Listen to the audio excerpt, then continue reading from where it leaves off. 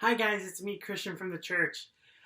So this Sunday we will be having another Zoom meeting. So we're going to be speaking through the computer to do a lesson together, read our Bible story, and get to see each other and hopefully do another show and tell. So me and Miss Shelley are really looking forward to doing that and seeing you guys again. It was so much fun last time and we're really looking forward to it. So last Sunday we talked about Jesus ascending into heaven. So over the last couple of weeks we've talked about how after Easter, when Jesus resurrected from the dead, he met his disciples on earth before finally going on a cloud and going into heaven, where he's seated at the right hand of God. So, God the Father. And so our story is going to pick up right after this happened. So in Acts of the Apostles chapter 1, Jesus promises his disciples that the Holy Spirit will come. And in this next story that we learn, the Holy Spirit comes. And this is the next chapter in Acts chapter 2, verses 1 through 6. And our story is called The Holy Spirit Comes. On the day of Pentecost, all the believers were meeting together in one place.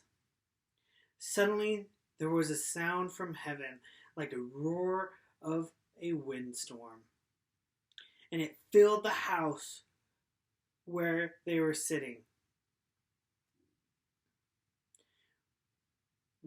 Then what looked like fires, or tongues of fire, appeared and settled on each of them.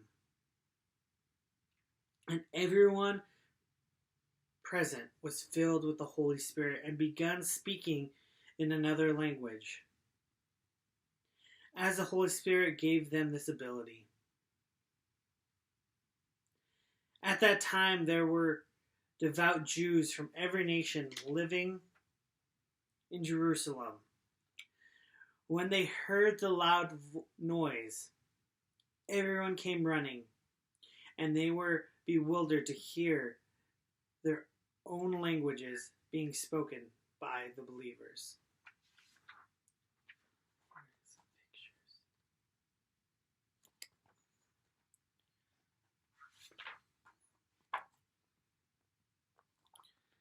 So living in New Mexico, we know what a big roaring wind is, especially during the springtime like we're in now. So imagine a big, big wind, like when the trees are shaking, the house feels like it's shaking, and then fires